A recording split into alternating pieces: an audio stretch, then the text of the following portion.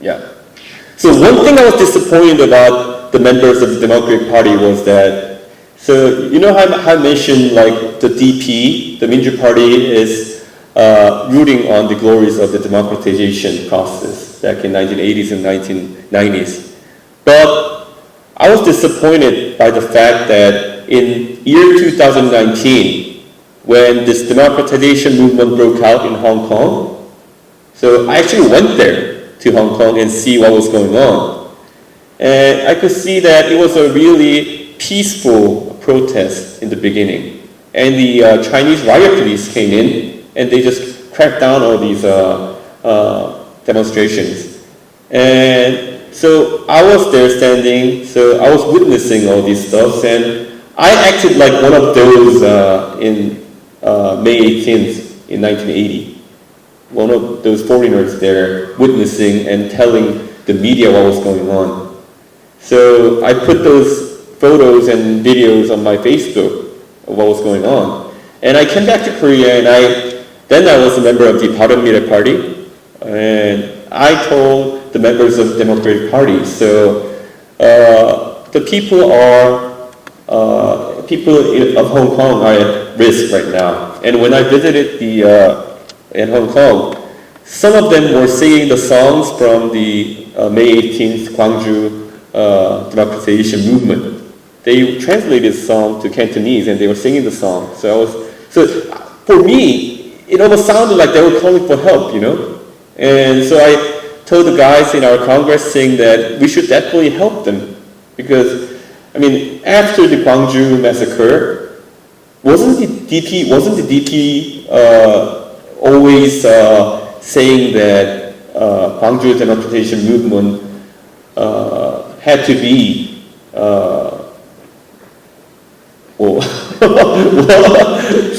had to be a sacred thing that we all have to pursue, the kind of thinking there. And the thing here is that the DP guys then responded to me, the Minju Party guys responded to me saying that, oh, we cannot do that because of our national interest. So I responded to them saying like, well, back in 1980, if the citizens of Gwangju were calling help overseas, if some other nation responded, we cannot do so because of our national interest, wouldn't that have disappointed the people of Gwangju? Let's think about it. And the DP guys just refused to make give any messages to the people of Hong Kong. So because they were so afraid that China would put pressure on us, on us. So that's the kind of dilemma that we have had there, but also disappointed because throughout the past 30 years, the people in Minju Party always glorified the Gwangju democratization movement. And they've proven that it was only for their domestic politics, because they always wanted to just glorify the Gwangju democracy movement because they knew that the conservatives were in a different position. So, I mean, that's what disappointed me at that point. And what I witnessed in Hong Kong, the situation was really severe, and well, I was really dissatisfied and disappointed by the fact that none of the Korean politicians, except for me actually, made the message to support the democratization movement back there in Hong Kong. And well, here's the interesting thing. So I asked the people of Hong Kong, so where did you learn to protest like this in the streets and also? And they told me, they remember in year 2000 or so, there was this WTO meeting in Hong Kong, and there were these people from Korean Farmers Union who participated in this anti-WTO globalization protest. And back then, the people of Hong Kong saw how the Korean Farmers Union protested, and they just mimicked the things that they did. And some of the things the Korean Farmers Union did in year 2000 in this anti-WTO globalization protest was jumping into the ocean and bowing in the street. And so, I mean, here's the thing. So in East Asia, at least Korean democracy or the way they protest was becoming a model for other countries and other people. So, and here's another thing. So some of the things that came up in the election 2 years ago, Mr. Lee Jae-myung made a lot of interesting promises, but one of the stupid things that he mentioned was that so he was going to remove the Gimpo airport, and he said that's possible because in a few years passenger planes will take off vertically and land vertically. And so I had to respond, so if you remove the Gimpo airport from Seoul, then how are we going to travel to Jeju? And Mr. Lee Jae-myung failed to respond to it, and that's why he came up with the idea of vertically taking off and vertically landing. And of course, Boeing and Airbus responded that they have no such plan to make vertically taking off and vertically landing passenger aircraft in the near future. So, Korean politics, we need some serious things to do here because, I mean, and let's talk about the economic ideas of Mr. Lee Jae-myung. So you all know that Mr. Lee Jae-myung is a big fan of this whole idea of universal basic income, the UBI, and the regional currencies. He's a very big fan of those two ideas. And one of the diagrams that describe his economical policy is this diagram. And if you look at this diagram, it says, in the bottom it says, no money has been put into this town or village, but this money circulated through these shops, and now our economy is in a better status. This is what UBI does, and I couldn't understand a single thing in that cycle, but that's the kind of economic ideas that our presidential candidate had. So Korean politics is at a really serious status right now. So let's see what the real threats are from now on. Oh, and this is about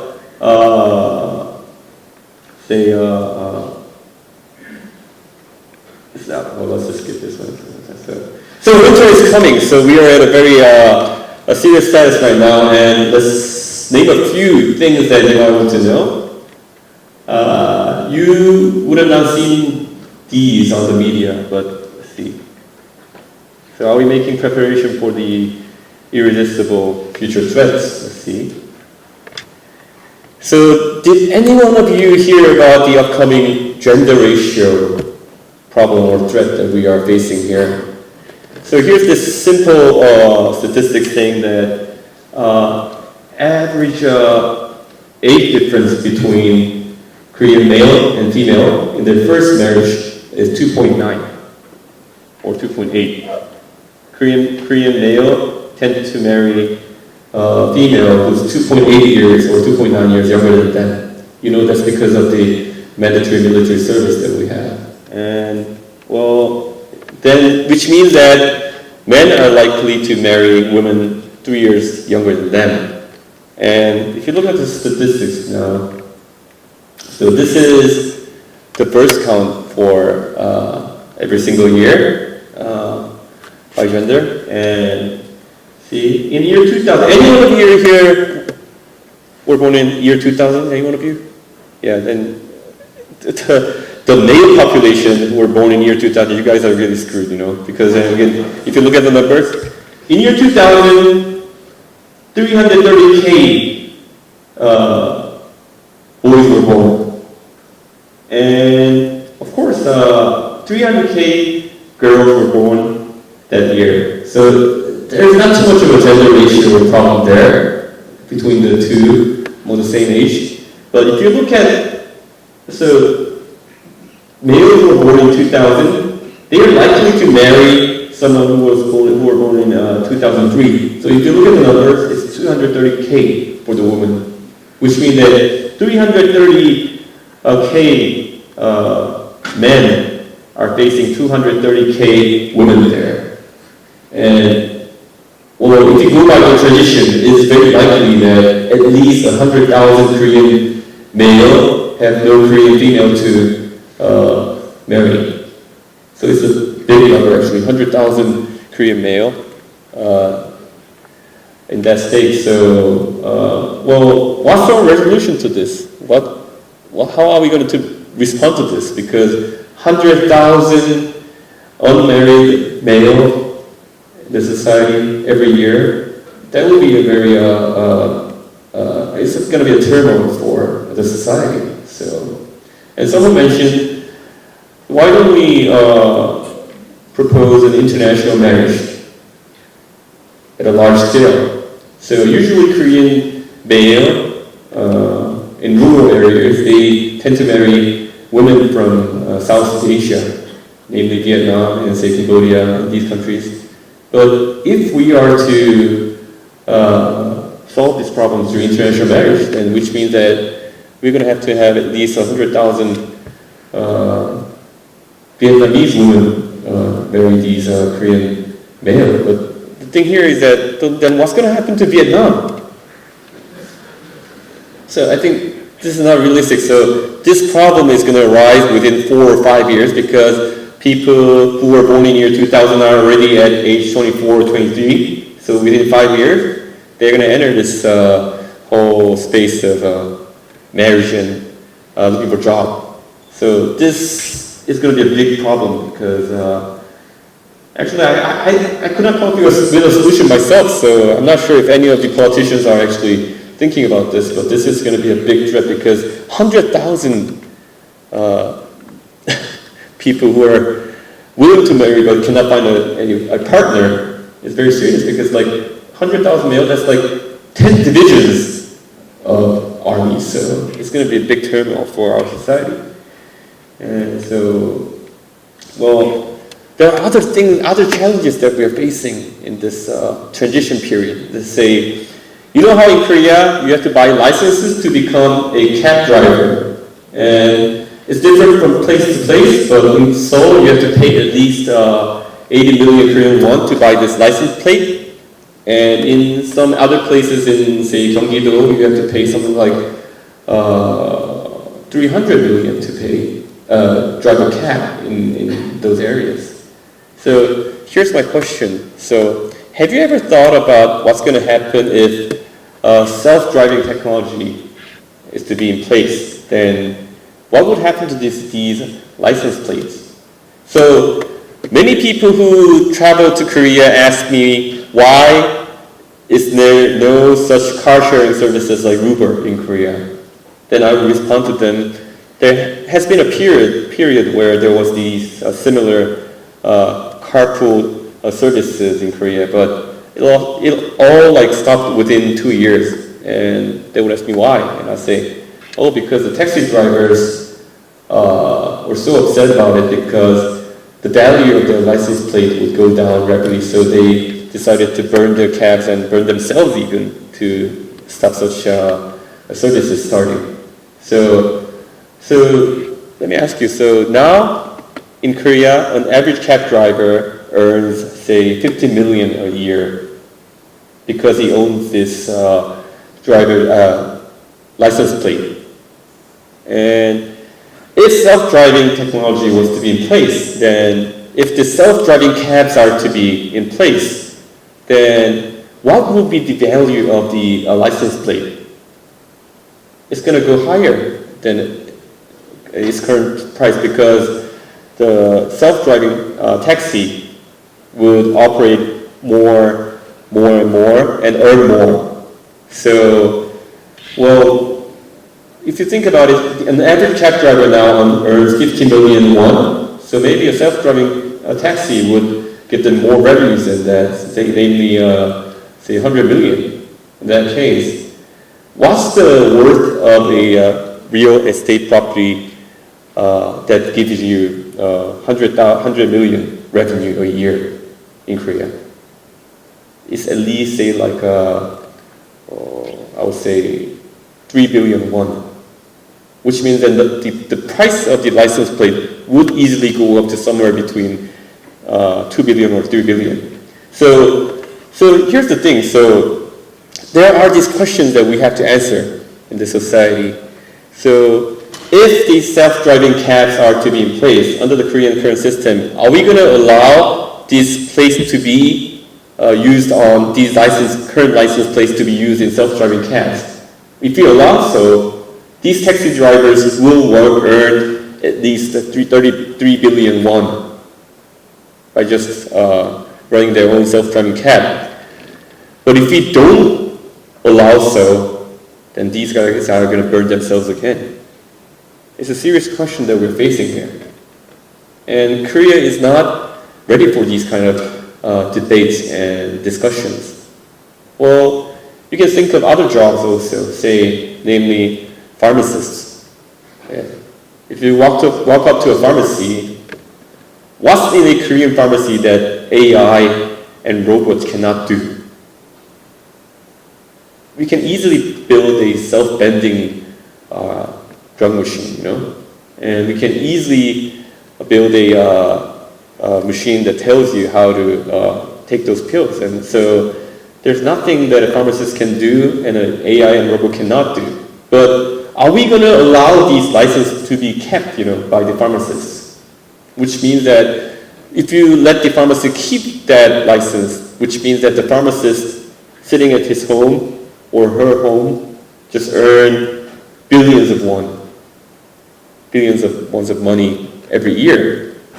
Is it fair to do so? Those kind of questions are upcoming. And actually, those drug vending machine issue is technologically already doable, But we are keeping the license because this is not coming to the tables of the politicians.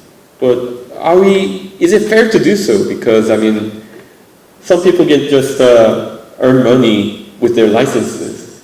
And these kind of questions are now to be dealt by the Korean politics, but we are incapable of doing so right now. So these challenges are coming up.